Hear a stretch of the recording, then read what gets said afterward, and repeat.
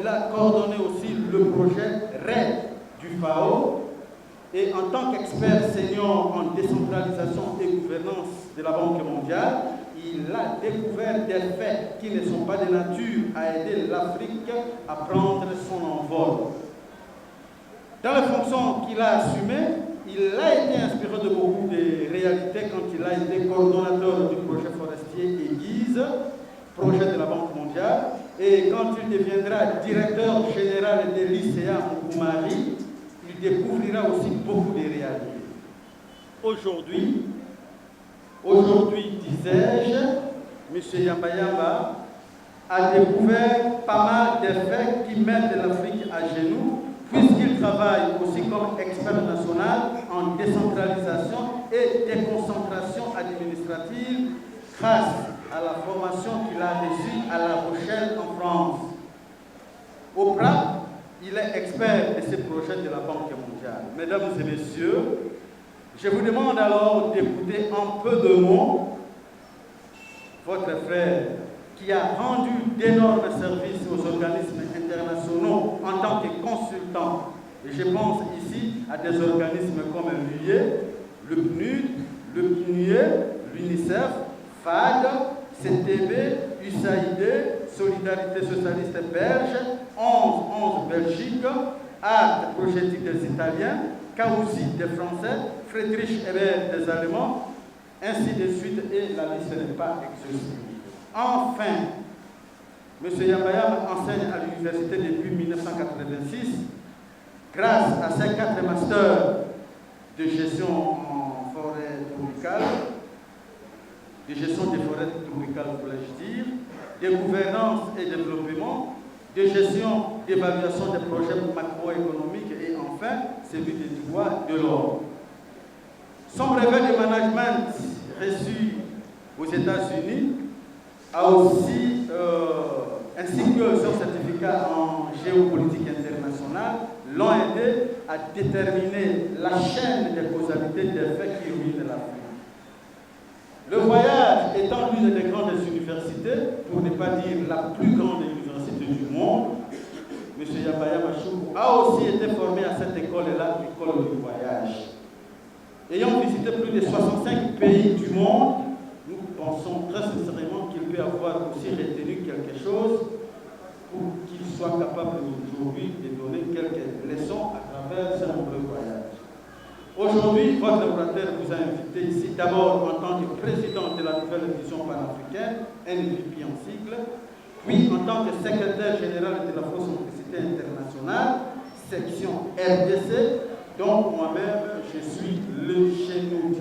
Sans plus tarder, je vous invite à suivre votre frère qui a une communication importante pour vous.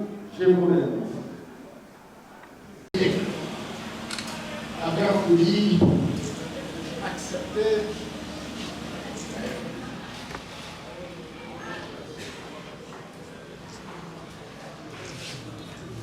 on ne va pas arrêter. Je disais que je voulais remercier très sincèrement les 10 de nos ancêtres qui a bien voulu, par sa divinité, nous donner cette opportunité pour que nous puissions échanger. Échanger sur des questions qui intéressent notre mère patrie. Notre mère patrie qui est l'Afrique. Je voudrais également remercier très sincèrement tous ceux qui se sont donnés quand ils rêvent pour être avec nous. Je vous remercie par votre amitié, par votre gentillesse, d'être avec nous pour que nous puissions réfléchir sur des questions questionnantes. Des questions qui appellent d'autres questions, parce qu'on en a besoin. L'Afrique est en difficulté. L'Afrique est dans une situation très difficile. Il faut que les cerveaux de notre continent, les cerveaux de notre pays, s'investissent aujourd'hui plus que jamais pour que nous puissions rechercher des pistes de solutions. Chers frères et sœurs, si aujourd'hui nous nous sommes permis d'organiser cette conférence sur base des observations, vous savez, mes frères,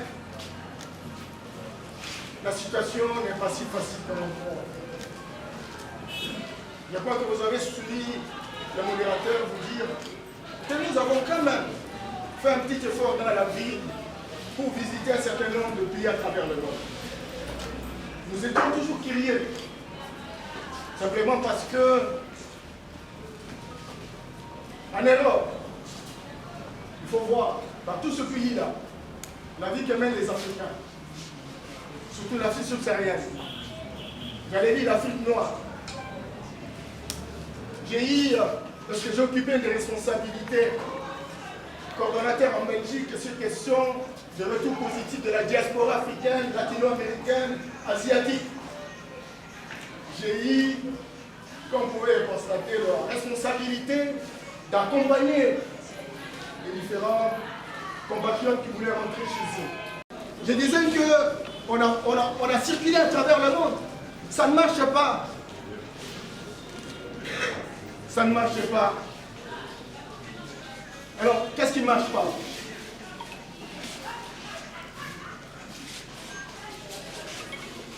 Je voulais vous dire que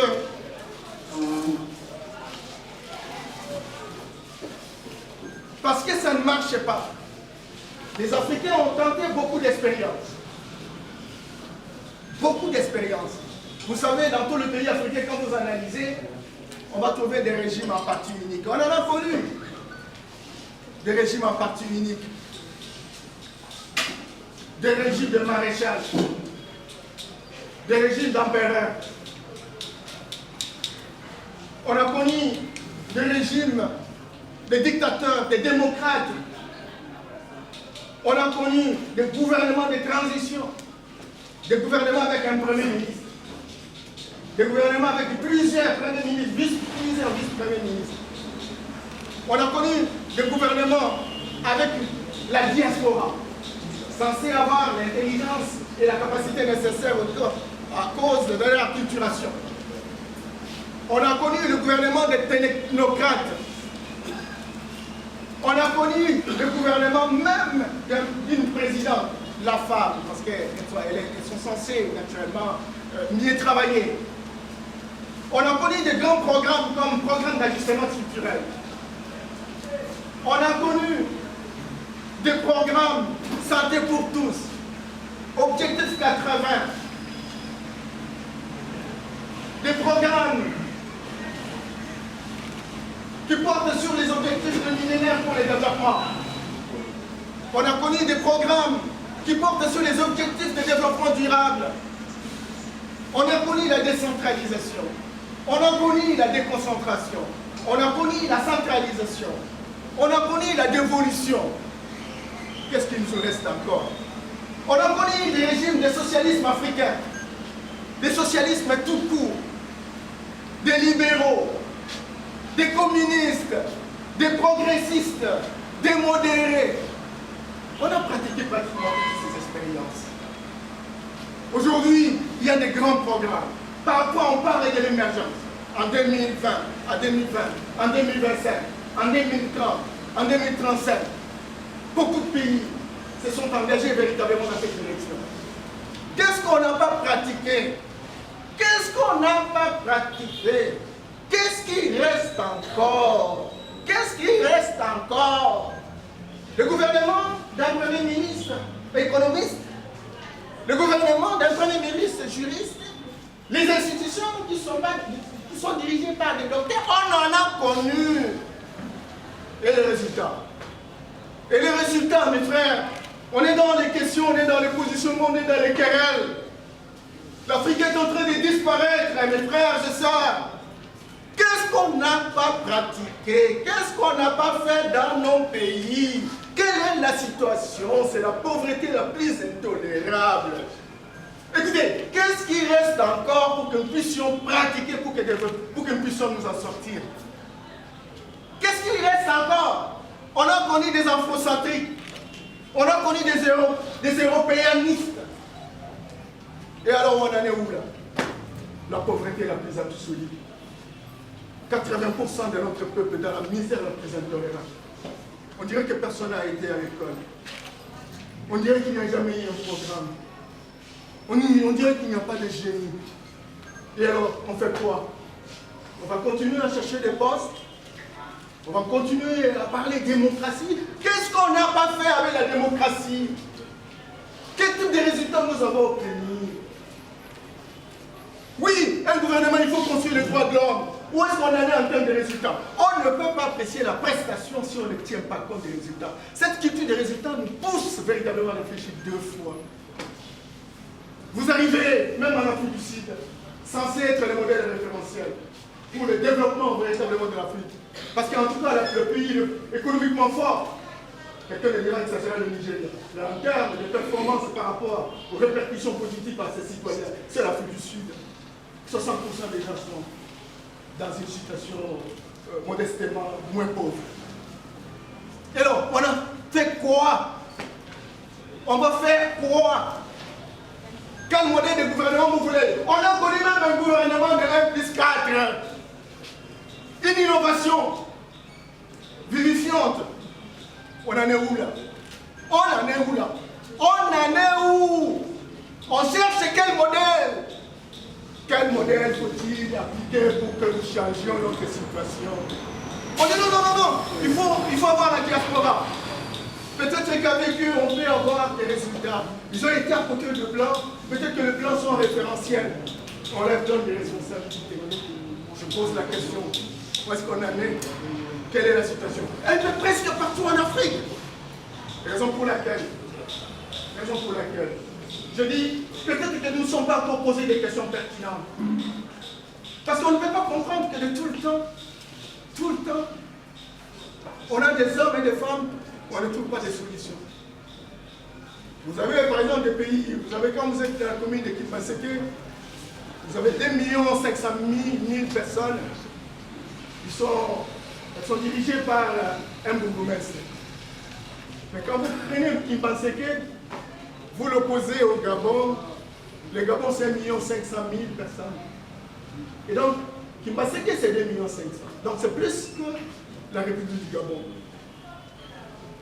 Regardez la situation à Kimbaseke. Regardez la situation au Gabon. Lorsque vous prenez par exemple la République, c'est au même principe. C'est 1000 km², avec 200 000 habitants. Et donc c'est 10 fois la ville de Kinshasa. La situation, regardez à Kinshasa. Ça ne marche pas, mes frères. Réfléchissons.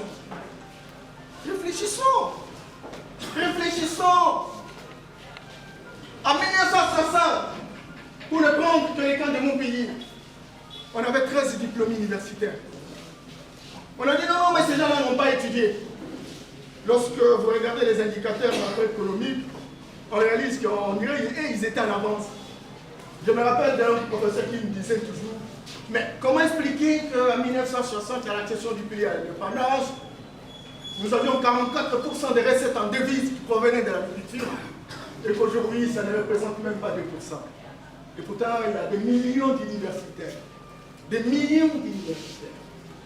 Et à cette question, on se pose, quelle est la valeur ajoutée véritablement des études que nous faisons? Quelle est la plus-value véritablement de ces études?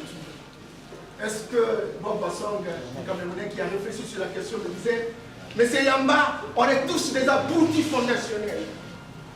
Il n'y a pas d'intellectuels. On est des illettrés qui s'ignorent. On ne peut pas avoir des intellectuels, on est en face d'une situation qui ne change pas et personne ne trouve solution.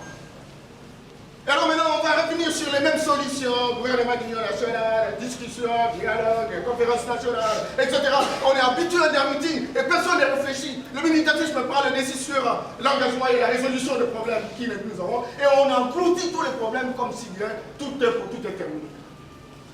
C'est pourquoi nous avons réfléchi avec des collègues pour dire que maintenant ou jamais, nous devons réfléchir pour que nous puissions, dans le cadre d'un cadre, la nouvelle vision panafricaine, nous trouvions comment poser des dialogues. Même si aujourd'hui, nous ne sommes pas capables de changer cette situation, mais les enfants de nos enfants prendront la responsabilité de trouver ne serait-ce que des traces pour qu'il y ait une boussole qui nous permette véritablement d'avancer.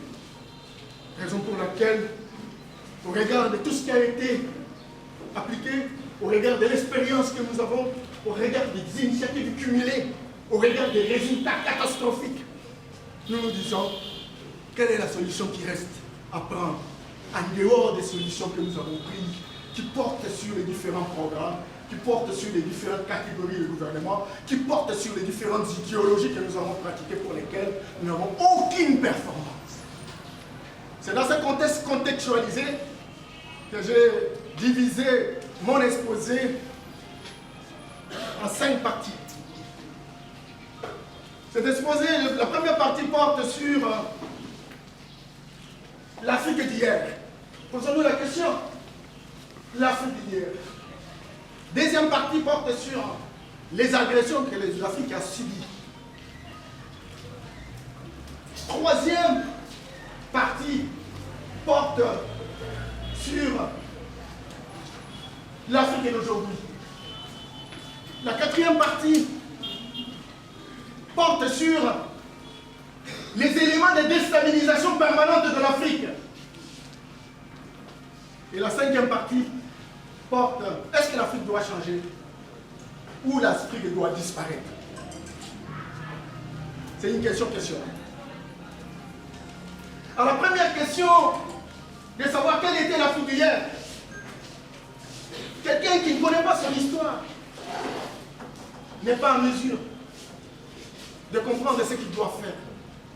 L'Afrique d'hier, mes frères et sœurs, parce qu'on ne nous donne pas ça dans les enseignements. On nous apprend les enseignements des autres. Ceux qui ont pris, c'est eux le référentiel, c'est eux l'intelligence universelle, c'est eux la civilisation idéale, c'est eux qui ont été en contact avec Dieu, et c'est eux les représentants de Dieu qui nous donnent véritablement des solutions. Mais l'Afrique traditionnelle, l'Afrique était dans la scène, c'était une Afrique. Ce n'est même pas l'Afrique. Le nom même pas, ce n'est pas l'Afrique. On appelait ça Kémite. Kémite, parce qu'en fait, les historiens comme Hérodote, ils avaient déjà fait. Même Aristote, ils ont fait des témoignages. Il dit l'Afrique d'hier. Les pharaons ne connaissaient pas ce que c'est l'Afrique. L'Afrique, c'était un mot grec. Tous les linguistes ont démontré cela. L'exemple de Théophile Obenga qui est en face de nous au Congo-Brazza. On nous appelait Kémite, pays des Noirs. Nous étions noirs. À ce moment-là, nous n'avions pas encore connu l'Occident. Et nous avons vécu 35 siècles, 3500 ans, sans que l'Occident ne soit avec nous. Et nous étions plus puissants du monde. Les Occidentaux venaient en Afrique apprendre la science. Et vous savez que les premières mathématiques, ce sont les Africains qui ont découvert ça. L'écriture, ce sont les Africains. Thalès, vous avez tous appris à l'école secondaire. Les théorèmes de Thalès, les théorèmes de Pythagore. Thalès est venu de chez eux, de la Grèce jusqu'à l'Égypte, apprendre la trigonométrie, apprendre les mathématiques. Il est resté 22 ans dans la cour de Pharaon. Pharaon était noir, complètement noir de charbon. Ce n'était pas un blanc. Ce sont les blancs qui ont écrit pour blanchir l'Égypte antique. Il n'est pas question. Tous nos chercheurs l'ont fait pour comprendre que nous étions noirs et que nous avons représenté un certain nombre de choses pour faire avancer le monde. Les gens comme Platon, vous avez appris en philosophie, il a vécu 30 ans en Égypte, dans la cour, parce qu'il y avait des grands prêtres. À l'époque, pour être pharaon, pour être chef roi, il faut être un érudit. Il faut avoir une très grande capacité. Il faut avoir la sagacité. Il faut avoir un savoir approfondi. Il faut avoir des compétences exceptionnelles. Il faut être un leadership transformationnel. Ce n'est pas n'importe qui qu'on ramasse dans la cour qui devient véritablement roi à l'époque.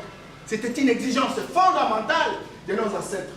Quand il fallait lire roi, pharaon. 35 siècles, 3500 sans avoir été en contact avec les Occidentaux. Ce n'est qu'après qu'on nous a attaqués par notre bonne foi, nos ancêtres étaient de bonne foi. Ils avaient un cerveau plastique, dit le savant qui est le nôtre, bon passant, qui dit qu'on avait un cerveau plastique.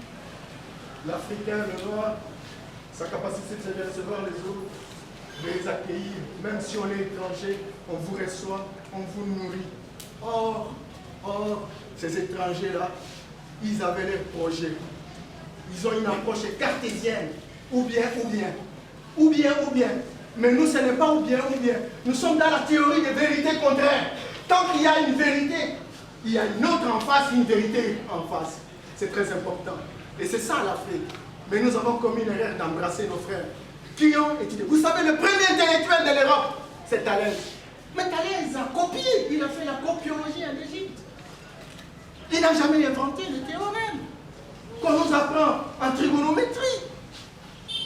Il a triché. C'était Yameso. Yameso, c'était un grand frère qui était dans la cour de Pharaon, qui a généré. C'est démontré par quelqu'un d'autre. Et voilà. Nous avions tout. La médecine, la chirurgie, les interventions chirurgicales, se faisaient à l'époque de nos ancêtres.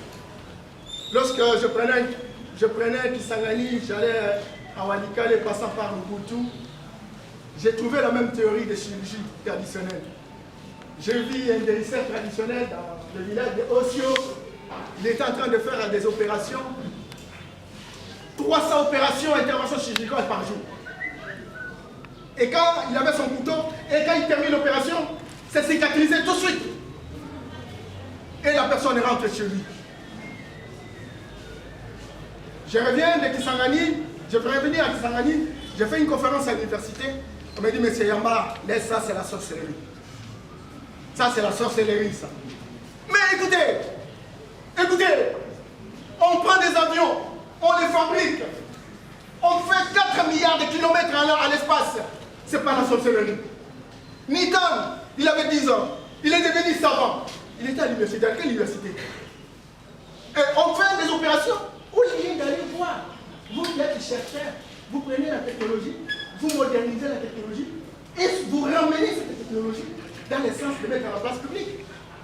J'ai vu les ingénieurs ici, avec leur système de communication, ils prennent un petit bois et ils commencent à appeler, vous appelez dans votre téléphone. J'ai dit, mais c'est quoi? On dit non, c'est la sorcellerie.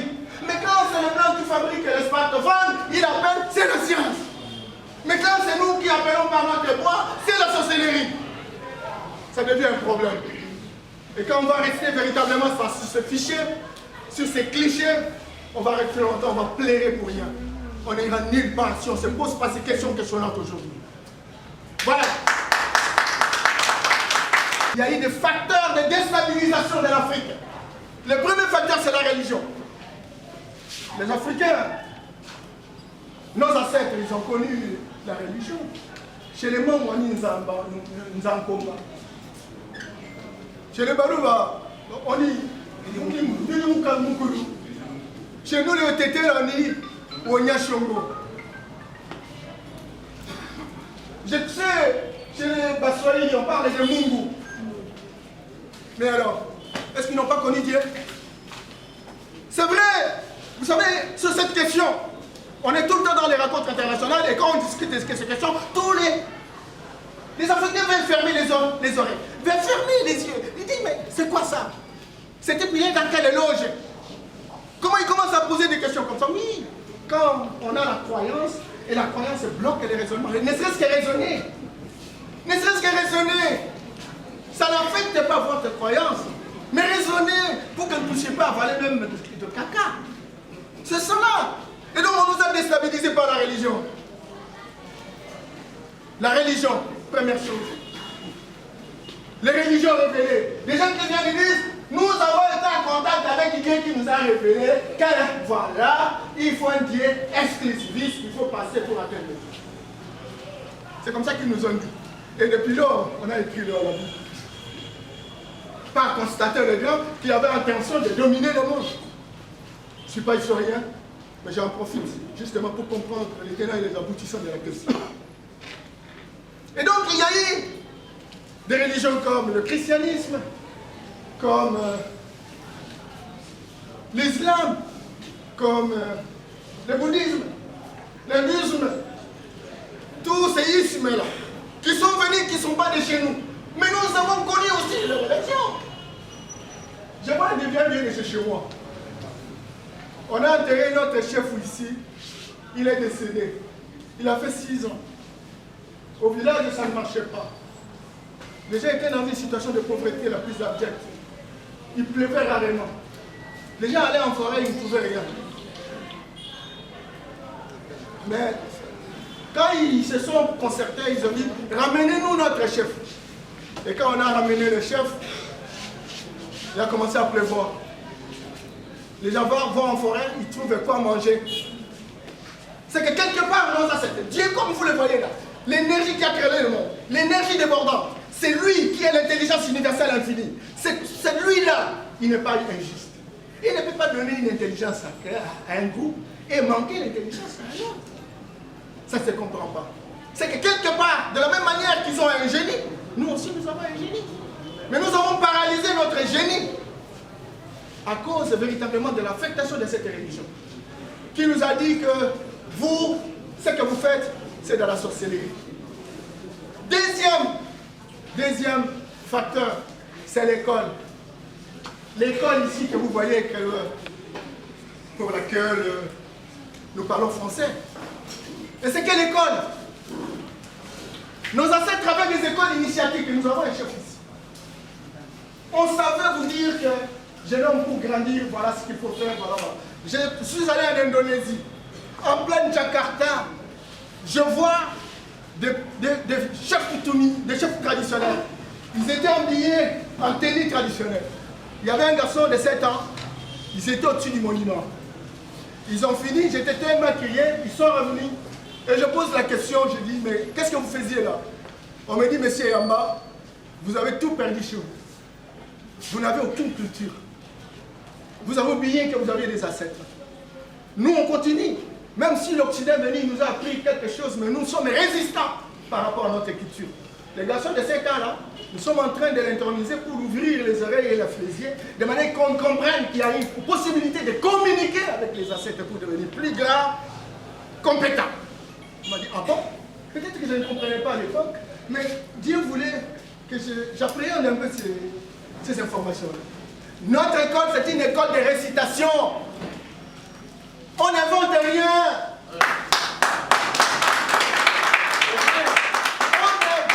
Il n'y a pas de plus-value. On répète ce que les autres ont créé. Donc, notre école, ce n'est pas une école qui peut nous transformer. On nous a appelés. Vous savez, à un moment donné, je faisais un petit stage en Amir. Là, il y a beaucoup de problématiques sur l'élevage, etc. Et j'avais un collègue, on nous donne un TP. Moi, j'ai pris le TP, je suis allé dans la bibliothèque et j'ai copié. Lui, il a pris sa boîte de tomates, il a organisé pour prendre la température de l'eau. Il a jeté dans l'eau, il a pris la température, il a pris les normes, il a travaillé dans le laboratoire. Mais moi, j'ai écrit ce que j'ai trouvé dans le livre. Voilà ce que nous sommes. Les intellectuels des syllabus, les intellectuels des cahiers, les intellectuels des livres. Oublions que l'Afrique traditionnelle, la plus grande université qu'on a connue dans le monde, c'est l'université de Tombouctou. À ce moment-là, les Occidentaux étaient encore dans les cases. Ils étaient encore dans les cases, mes frères. Au XIIe siècle, parce que les gens disent, il y a ce que nous appelons la falsification de l'histoire. On dit que c'est Christophe Colomb qui a découvert l'Amérique. Ah non, mais c'est l'Amérique. Celui qui a découvert l'Amérique, ce sont les navigateurs maliens. Le Mali, ici, le Mandingue. Ce sont ces navigateurs qui sont allés, qui ont découvert. Je vois les spécialistes des droits de l'homme sont ici. La première charte des droits de l'homme qu'on a connue au monde, Karoufouga, elle était malienne. C'est de l'Afrique. Ça contenait 44 articles. Et où sont nos docteurs en droit? Est-ce qu'ils font de la recherche pour ça? S'il n'a pas encore cité Montesquieu, s'il n'a pas encore cité Jean-Jacques Rousseau, s'il n'a pas encore cité, il croit qu'il ne connaît rien. Comment on peut faire des thèses et des doctorats, mes amis? Vous avez une société qui a vécu autant de millénaires. Il y a une capitalisation d'une certaine expérience. Comment nos ancêtres ont survécu? Il y avait quand même de l'ordre social. Il y avait des droits. Pourquoi nos intellectuels ne peuvent pas finir? Pour nous inventer un droit qui donne une fondation. Pour nous inventer un droit qui nous donne des racines. Et vous prenez simplement ce que les Européens ont fait. Raison pour laquelle nous avons des difficultés. On est juriste, mais on n'a pas la culture juridique. On pose des actes incontrôlés. Et donc si vous allez au village, je suis allé à Mbandaka, jusqu'à Bikoro. J'ai travaillé pour le compte de la Banque mondiale et on me présente devant un procureur au village. Il était en paille. Procureur. Moi je dis procureur c'est quoi? Or le procureur c'est lui qui connaît l'histoire des gestions forestières, des gestions coutumières. Il connaît que telle famille est née là-bas, telle famille est arrivée ici, telle famille, telle famille. Pourquoi nos intellectuels ne peuvent pas aider notre société au regard des problèmes qui sont les nôtres? Pourquoi? Pourquoi? Cette école-là, c'est un problème. Cette école-là, regardez, on a un Ebola. Nous avons une superbe végétation. Vous entrez en forêt chez nous, il y a des feuilles. Quand on est malade, on peut prendre telle feuille et puis on dérive directement la maladie. Mais regarde, quand il y a quelque chose qui n'est pas en concordance avec ce que nous avons étudié pour mémoriser et répéter, il faut rentrer en Europe. J'ai croisé certaines personnes réputées en médecine tropicale en Belgique, en Anvers, pour aller poser des questions. Comment on fait? Mais comment Dieu peut être injuste? Lui qui nous a donné une super végétation. Comment ça? Mais nos chercheurs, nos pharmaciens, nos médecins, ils sont où? Est-ce qu'ils connaissent nos plantes? J'ai quand même des enfants qui sont déjà médecins. Quand je pose la question, mon fils, est-ce que tu connais le nom de cet arbre? Il ne connaît pas. C'est un perroquet. Donc demain, il va mémoriser les aspirines, il va mémoriser les ampicillines, il va mémoriser. Et s'il y a un cas qui sort en dehors de ce qu'il a mémorisé, il ne peut rien faire. Une école sans fondation, une école sans enracinement. Senghor disait, avant de nous ouvrir au monde, construisons notre enseignement. Et M. Césaire nous dit, avant de nous ouvrir, construisons notre particularisme. Où est notre spécificité? Où est notre historicité? Où est notre géographie? Où est notre capacité interne? Où est notre pensée autonome? Où est notre passion endogène? Pour que nous puissions nous affirmer en tant qu'être humain qui soit capable véritablement de participer à la redéfinition de l'ordre international. Rien du tout. Toutes les négociations qui se font, on est dans la vision occidentale. On n'est pas dans la vision afro-centrée. Voilà l'école que nous avons. On est tous là, on a été à l'université, mais on est des aboutis. On fait comme, on a été fabriqués comme des communes de blancs. En dehors de l'école, il y a l'organisation politique. Mes frères, nous avons appris quand même en histoire. L'Empire Monomotapa. Ça ne vous dit plus rien. L'Empire du Ghana. L'Empire de Mossi. L'Empire Songa. De Gao. L'Empire du Ghana. L'Empire Congo. Ici, le royaume Congo. Chez nous. Le royaume qui était le plus organisé. Où on devrait avoir un roi, mais qui gérait des grandes étendues. Sans constitution. Aujourd'hui, l'Angleterre gère son peuple sans constitution. Si ça se faisait chez nous, on dit non, c'est la sorcellerie. Vous allez au village, un chef n'a même pas de militaire. Mais quand il sort, il regarde déjà tout le monde le respecte. On ne devient pas chef n'importe quand, n'importe comment. Mais il y avait quand même une organisation. Regarde, je suis allé à La Rochelle, à l'ouest de la France. On nous fait visiter la mer. En pleine mer, il y avait une grande maison en dur. J'ai perdu le nom, comment on l'appelle. Et je pose la question. Je dis, mais comment on a réussi à construire une maison en pleine mer? Je dis, mais c'est Yamba, tu sais, à l'époque de nos ancêtres, au 13e et 14e siècle, l'espérance de vie d'un Français, c'était 36 ans. On dépassait pas 36 ans, aujourd'hui ils sont à 90 ans. Mais à l'époque, ils n'avaient pas ça. Et 36 ans, pourquoi? Il dit non, le roi était féroce. C'est un monarque. Il tuait tout celui qui n'acceptait pas véritablement d'apporter le moyen pour construire cette maison. Voilà. C'est que la France dont on parle aujourd'hui, qu'il a une démocratie.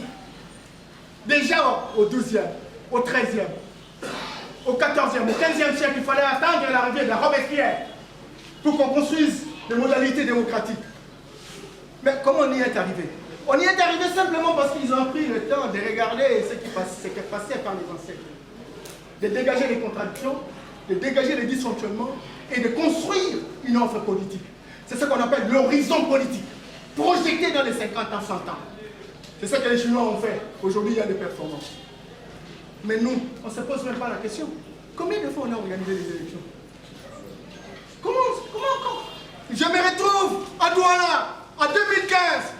On devrait réfléchir avec les Allemands pour savoir, parce qu'il y a 17 pays qui sont organisés pour poser les élections. Et bien, curieusement, sur les 17 pays, 17 présidents n'ont pas de réponse pertinente. On tente de faire les élections. Vous allez voir quelqu'un comme ça, droit de l'homme, il voit les gens marcher, allez, il les écrase. Oh, c'est lui qui dit, c'est la Constitution, c'est ça le loi de la République, et ce sont les textes réglementaires. C'est qu'on est loin. On est loin. C'est une démocratie occidentale. Cette démocratie, c'est un piège. Je vous assure, mes amis, ces choses-là, je suis en train de les dire. On va dire, écoutez, Yamama, il veut aller où? C'est le résultat de beaucoup de réflexions. Et je vais pousser véritablement les scientifiques de notre pays.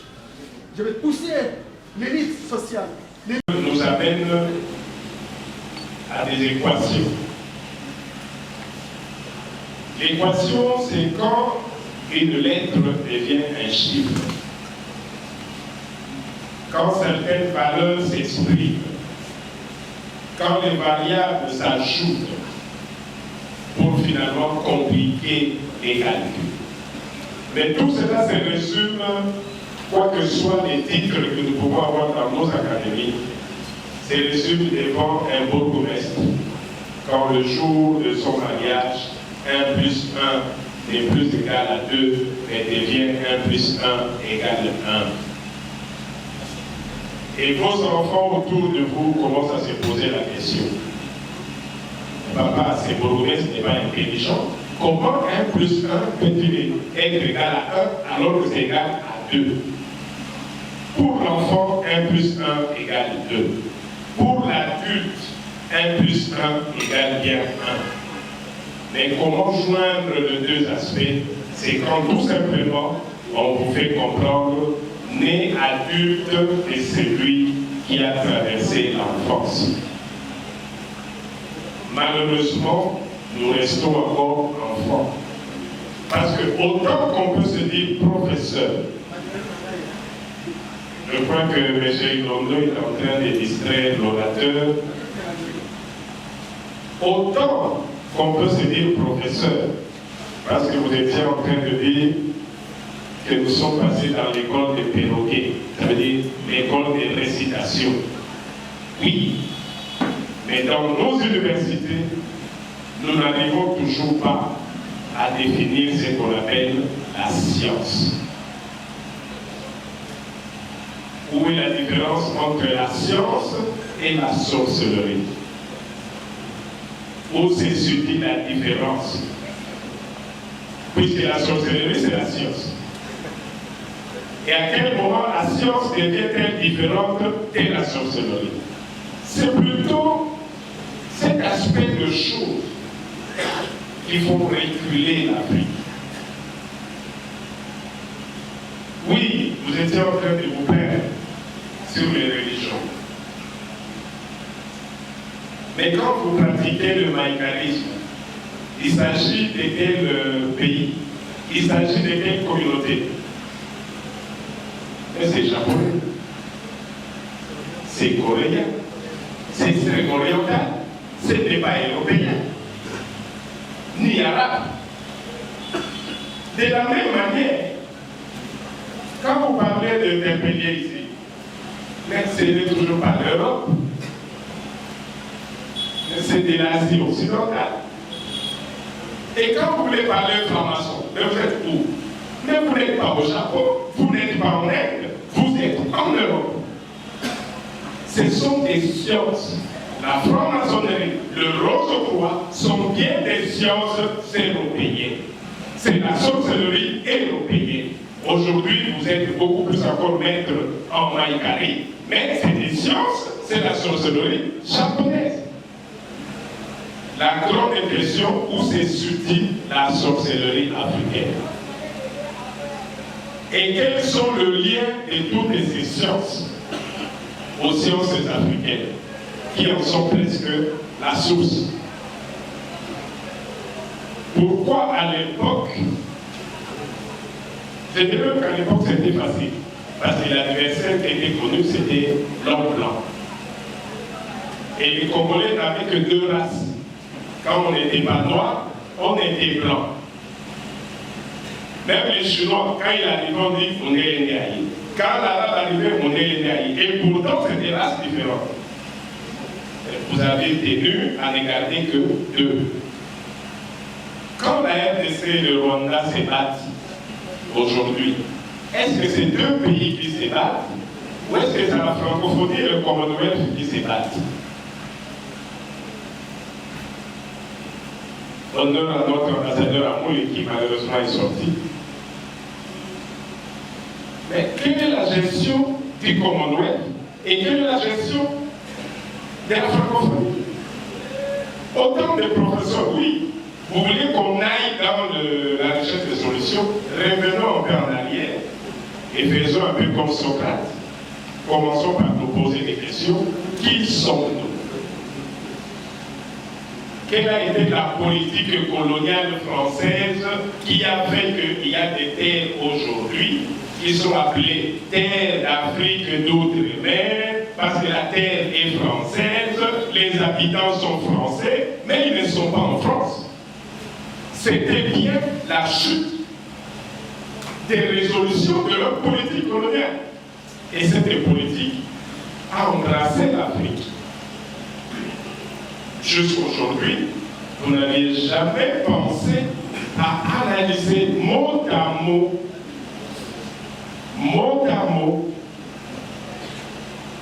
je dis bien mot à mot, les résolutions de la conférence de Berlin qui a amené à la balkanisation de l'Afrique. Cette conférence n'a jamais été abrogée par les Africains. Jusqu'aujourd'hui, le monde de la colonisation française d'Afrique, qui sont passés communautés françaises d'Afrique, sont gérés par rapport à la France. Et la RDC, qui a été la plateforme de tous les 14 signataires de la conférence de Berlin, compte tenu des lettres. Vous voulez réfléchir par votre école, vous voulez aller à un combat, vous voulez comprendre c'est quoi l'Afrique. Les chefs coutumiers aujourd'hui sont entendeurs d'une loi. La loi 15-015 du 25 août 2015 portant statut du chef coutumier. Nous l'avions eu difficilement, et cette loi existe aujourd'hui. Cette loi donne à l'autorité traditionnelle d'abord la reconnaissance de ce pouvoir des sorcelleries congolaises. De deux, cette loi autorise à l'autorité traditionnelle que nous sommes de mettre à la disposition de la République cette école du savoir métaphysique. Ce n'est pas la physique qui gère la métaphysique, c'est la métaphysique qui gère la physique. Vous faites les universités de la physique sans la métaphysique parce que vos universités physiques sont gérées par les métaphysiques étrangères et donc vous ne produirez rien. Il est donc temps de comprendre que nous sommes mis à votre disposition. Je sais que vous avez souvent très peur parce qu'après vos universités, la majorité a été initiée à toutes ces loges occidentales, orientales, extrême-orientales, qui font que dès que vous voulez les quitter, vous avez peur parce que ça va vous récupérer au coin de la rue.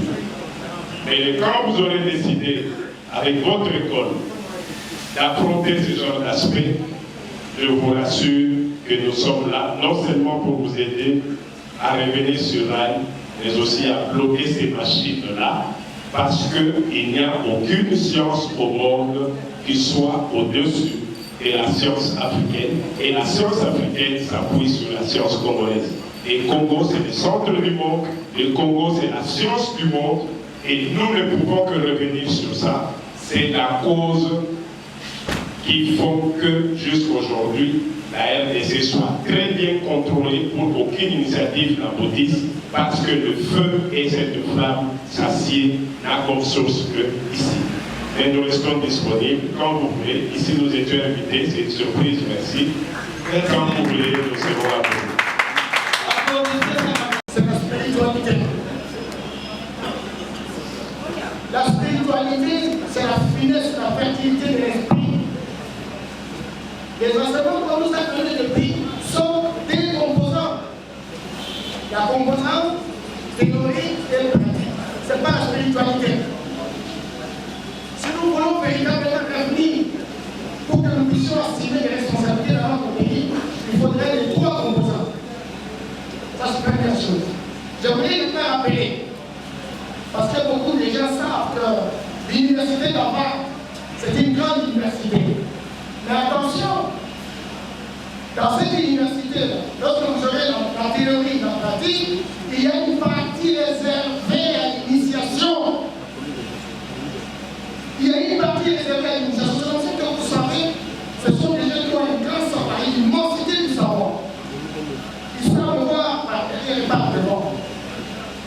Donc, ils ont dans leur université des loges où on initie les étudiants. Je ne dis pas que Bill Gates a été initié, mais je vous informe que Bill Gates n'a jamais terminé l'université. L'État premier quand il est sorti, mais il a été entraîné au point d'avoir une grande immensité d'intelligence.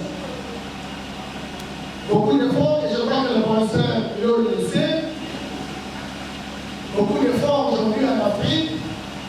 J'avais même suivi dernièrement Kobe Gomez. Ils sont en train de chercher comment aussi avoir des loges africaines, des initiations. Les gens, quand ils apprennent l'initiation, ils dictent tout de suite, parce que la religion que nous avons apprise, on dit, non, initier, c'est apprendre ce que vous n'avez jamais appris. Même quand nous allons à l'école, nous sommes en train d'être initiés à la science des Occidentaux. Donc, quand on parle des Occidentaux, c'est la science. Quand on parle des Génous, ça devient un problème. Et donc, si on ne va pas dans cette logique-là, on n'ira nulle part. Honorable Covid a posé une question pertinente. Je me pose sur. Je n'ai pas donné la famille. C'est une thèse doctorale. Et même une thèse ne peut pas terminer ça. Et l'enfant, depuis que nous aurons dans un enfant, ils vont fabriquer ça. Chaque jour, il faut faire pour monter les stratégies. Mais au moins, j'ai ouvert des pistes. Si je n'ai pas donné la formule, non, j'ai donné des pistes. Nous devons tout faire pour les politiques, les scientifiques, les forces sociales, les chefs, chercheurs. Mais au moins, j'ai dit, il y a un défi politique. La politique que nous faisons, c'est la politique occidentale, cher honorable. Ce n'est pas notre politique. Nous n'avons pas connu la République. Nous avons connu des royaumes. Nous avons connu des empires. Et donc, faire en sorte que nous puissions seulement imiter l'Occident, c'est ce qui nous a tués. Un grand contemporain, l'un des plus savants contemporains, poétique, juif, français, Edgar Morin. Il a démontré, dans sa théorie de la complexité, qu'aujourd'hui, il est démontré qu'aucune civilisation n'est supérieure à une autre. Chaque peuple a son idéal civilisationnel. Mais l'Occident, quand il est venu, il nous a dit que la civilisation est universelle. Tout ce que nous devons faire, nous devons le copier. Et c'est ça l'activité. Et nous disons, il faut arrêter. Mais quand nous arrêtons, il faut interroger nos ancêtres. Quelle était l'organisation politique? Quel était le niveau de spiritualité? Quelle était la science de l'époque? Pourquoi nous ne pouvons pas filmer ça pour qu'aujourd'hui nous puissions terroriser? Nous avons des enseignants des chercheurs. Aujourd'hui, nous n'avons même plus besoin d'avoir des chercheurs. Nous avons besoin des trouveurs. Des gens qui trouvent, pas qui cherchent, mais qui ne trouvent pas. Nous avons besoin de trouver. On n'a plus besoin de philosophie. Le cher compatriote vous dit que le président de la République, j'avais dit, le président Félix Antoine Tshisekedi est la présidente de la République. C'est vrai que tout ce que nous sommes en train de faire, nous allons faire ça sous forme de résolution. Et ensemble, nous allons monter quelque chose à faire pour une proposition. Mais où est le terrain favorable? Pourquoi? Parce que le président Tshisekedi se réclame d'être panafricaniste. Il croit aux États-Unis d'Afrique. Merci beaucoup. Et comme il croit, or, nous sommes en train de faire la recherche, nous pouvons documenter, et je crois qu'il n'y aura pas la résistance pour cette libération. Merci beaucoup. Alors, Kabila parle de la responsabilité des Africains. La responsabilité des Africains, aujourd'hui, est plausible. C'est plausible. Mais, chers amis, il y a une nouvelle discipline, une nouvelle science aujourd'hui, qu'on appelle la manquémologie. La manquémologie est une science qui étudie les séquelles, les traces, les impacts que nous avons eus pour avoir suivi le système. Vous voyez, les systèmes que nous avons suivis ont généré dans nous des effets, des séquelles, des impacts. Et vous savez, lorsqu'on a été colonisé, lorsqu'on a subi des agressions, lorsqu'on a été dans un régime de recours, ce système-là a créé un comportement, a créé une attitude, a créé un état d'esprit dans les jeunes des hommes et des femmes. Peut-être que si, lorsque vous faites une analyse, le professeur Guillaume le sait, avec José Alfredo Nascimento, l'Angolais, qui a réfléchi sur cette question, et Kaliba aussi, ils disent que ne faisons pas une analyse rapide. Parfois, certains comportements sont justifiés par le système que nous avons subi. Aujourd'hui, on peut dire que nous, les Africains, les dirigeants africains, sont responsables. Oui, ils sont responsables. Mais quel était le système? Le système qui a été mis en place a été celui où il y a un centre, il y a une périphérie. Ceux qui sont au centre sont les joueurs de tam-tam, et ceux qui sont à la périphérie sont les danseurs. Nos chefs d'État, nos dirigeants, ont été des danseurs, des commissionnaires, des courtiers, qui en réalité vivaient de la monétisation internationale, mais faisaient la volonté des africanophages. Et donc, véritablement, ils étaient ils ont besoin véritablement de ces gens-là. Beaucoup d'élections au KBA, c'est essentiellement à cause de ce système-là. Raison pour laquelle nous avons dit les Coréens nord et sud de cet art, avec la guerre froide, comme il y a le Maquet ou le Maqueta. Et donc, nos comportements sont justifiés. Lorsque vous avez connu un système de problème, les réflexes deviennent le vol. Lorsque vous avez connu un système de la chair, les comportements deviennent de la chair. Chaque fois quand nous étudions véritablement les évolutions ou les comportements des hommes, il faut savoir quels sont les effets qui ont été provoqués par le système. À ce moment, vous aurez des réponses pertinentes. Hier, Maître Canada est parti. Il a posé la question que j'ai été afro-pessimiste, mais finalement à la fin, j'ai été afro-optimiste. Non, Maître, le départ de mon intervention, c'était juste une problématique problématisante. C'est-à-dire une problématique après plusieurs problématiques enchaînent. Et quand on enchaîne les problématiques, on en fait ce que nous appelons le diagnostic, pour me permettre finalement, en fin de compte, de construire un redressement social. Le redressement est le résultat du diagnostic qui a été fait. Je peux bien montrer que ça ne marche pas, mais j'ai dit, ce qui ne marche pas, voilà les raisons, pour s'en sortir, voilà avant de sortir. Voilà. Raison pour laquelle,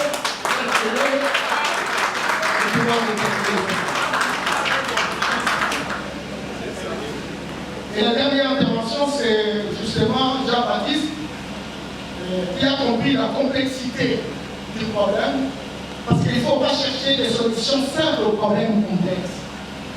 Et le problème complexe exige qu'on y mette toute la réflexion, on y mette du temps, etc. Étant donné que l'africanophage ne blague pas. Ils ont mis un système, ils ont mis des mécanismes, et Jean-Baptiste nous propose de réfléchir davantage pour avoir des schémas opératoires. À cette préoccupation, Jean-Baptiste, je ne saurais pas vous donner des éléments de réponse. Je crois que le moment est venu pour qu'ensemble, nous commençons déjà à réfléchir de quelle manière nous pouvons nous en sortir et de quelle façon nous pouvons véritablement aider notre mère partie de manière à sortir d'un défi commun qui est celui de lutter contre la pauvreté. Merci beaucoup.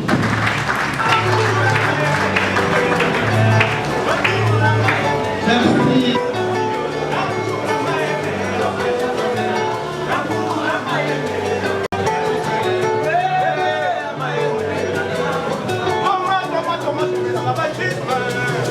Merci beaucoup. L'Afrique a tenté plusieurs expériences, beaucoup d'expériences. Il n'y a plus rien à démontrer. Mais les résultats sont catastrophiques. Il faut commencer vraiment à rechercher des pistes de solutions. On a fait trop de recherches, mais on a besoin aujourd'hui de trouver. Et pour trouver, il faut construire les États-Unis d'Afrique. Il faut construire un État fédéral. Il faut faire en sorte que l'Afrique devienne puissante, parce que l'Afrique a toujours été puissante, vous savez, l'Égypte antique. Aujourd'hui, on a tout perdu. Aujourd'hui, on s'entretue entre nous. Aujourd'hui, on est manipulé à souhait. Il faut revenir à la raison. Il faut redéfinir les choses. Et pour cela, il faut 5 défis. Le premier défi porte sur la politique. La démocratie que nous avons mise en place, c'est une démocratie qui nous a créé beaucoup de problèmes. C'est une démocratie pour l'intérêt des ennemis, qu'on appelle les africanophages. Il faut revisiter cette démocratie. Il faut construire cette démocratie avec notre pas ontologique. Il faut redevenir cette démocratie en tenant compte de ce qu'a été l'organisation politique de nos ancêtres à l'époque de l'empire de Monomotapa, à l'époque du royaume Congo, à l'époque du royaume de Gao, à l'époque de l'Égypte antique. Tous ces empires, tous ces royaumes avaient une manière de faire les choses. Il faut que nos chercheurs arrivent à théoriser cela, à les moderniser et que nous prenions ça comme justement modèle de référence. Nous devons faire un défi spirituel. Toutes les universités du monde ont 3 composantes. La composante théorie, la composante pratique et la composante spirituelle. Nous avons seulement 2 composantes. Théorique, pratique. Spirituel, nous ne l'avons pas. C'est comme ça que nous avons des perroquins, c'est comme ça que nous avons des abrutis fondationnels, c'est comme ça que nos intellectuels n'ont pas de valeur ajoutée. Troisième chose, il faut changer l'école. Une école qui construit la dynamique vers la satisfaction des besoins de notre peuple. Et tout compte fait, il faut aller dans la direction des États-Unis d'Afrique. On va réduire les conflits entre les pays parce que tous ces pays devront fonctionner avec des projets intégrateurs, des projets fédérateurs. Il y aura une caisse de péréquation à l'échelle africaine. Il y aura une défense commune. Il y aura une sécurité commune. Il y a des pays qui ont des moyens. Je prends l'exemple de l'Algérie aujourd'hui, 180 milliards de dollars de réserves. Pourquoi nous on va aller plénicher pour 50 ou 20 millions ailleurs? On aurait pu prendre cet argent-là et faire en sorte qu'on puisse justement booster des projets qui permettent à l'Afrique de décoller. Mais il faut commencer quelque part. Ce discours n'est pas dans notre société. Et nous avons mis en place la nouvelle vision panafricaine pour que nous puissions nous mobiliser autour de la vision qui consiste à faire l'Afrique d'un État fédéral. Parce que l'Afrique a été unique, indivisible, mais elle a été divisée à la conférence de Berlin sous base d'une carte mal dessinée par des personnes qui n'ont jamais été en Afrique. On nous a divisés, on est faibles et nous voulons véritablement restaurer ces poids ontologiques pour qu'on puisse avancer. Concrétisation de ce qui est considéré comme sorcellerie aujourd'hui. Tout ce que nous avons comme génie propre est considéré comme la sorcellerie. C'est anormal. Quand les Occidentaux fabriquent des téléphones, smartphones, on peut communiquer à 200 000 km. Ce n'est pas un problème, c'est la science.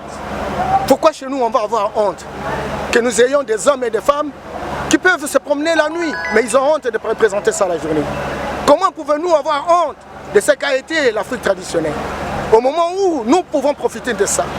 Ça n'a jamais été le cas. Donc la particularité de la nouvelle vision, c'est de dire oui, tous les compatriotes qui se sont investis pour lutter contre l'impérialisme occidental, la traite négrière, la néocolonisation, la mondialisation, la guerre froide. Yamba, oui, la nouvelle vision africaine vient non seulement pour contester, pour résister, mais aussi donner la formule. Comment faire pour qu'on puisse lutter contre la pauvreté? Et pour lutter contre la pauvreté, il faut réorganiser justement l'organisation politique. Quitter cette démocratie qui nous a infantilisés, où nous avons été manipulés à souhait. Aller vers une démocratie qui permette véritablement d'avoir une fondation, d'avoir des racines. Et cette démocratie va nous apaiser. Mais il faut aussi un génie propre au travers la spiritualité. Cette spiritualité doit être enseignée. Les écoles ésotériques doivent être enseignées. Et si nous combinons le tout avec un génie propre, avec une pensée autonome, avec une capacité de pouvoir transformer ce que nous représentons en termes de réserve stratégique, je pense qu'on aura posé un premier pas. Et le premier pas a toujours été le plus long. De nos responsables politiques, ce que nous appelons des commissionnaires. Aujourd'hui, nous voulons changer de système pour prendre une nouvelle échelle. Alors à ce moment-là, il y aura d'autres remparts, il y aura d'autres groupes, ce qu'on appelle des garde-fous. Et on va commencer à changer l'attitude, on va commencer à changer les comportements, on va commencer à changer l'état d'esprit de l'homme. Et à ce moment-là, si ce système se consolide, on aura des hommes qui correspondraient à ce système-là. Les hommes que nous avons aujourd'hui, ce sont des hommes qui ont été fabriqués par un système bien déterminé. Kaliba appelle ça la manquémologie. Alors les manquèmes ou les manquetas, les séquelles que nous avons jouent beaucoup. Mais il faut mettre en place des mécanismes de dissuasion qui permettent véritablement d'éradiquer au fur et à mesure ces séquelles-là pour que nous puissions véritablement nous prendre en charge. Merci. Merci beaucoup.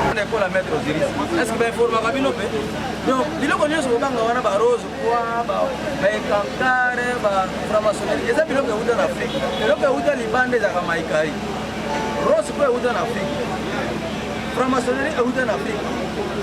Rose Boy a calé la des blanches. Comment tu l'as montré? Égypte est un peu comme Abé. Mais dans mon roi, à Bani Bokomabana, Jésus va sortir en Égypte. Alors que les Israélites ne peuvent pas en Égypte, parce qu'ils n'ont pas 40 ans. Parce qu'il y a des gens qui ont été et pour moi, je suis Congo Emmanuel, je suis en Égypte, je suis en Congo à Jésus. Je suis en Bible, Congo Jésus, je suis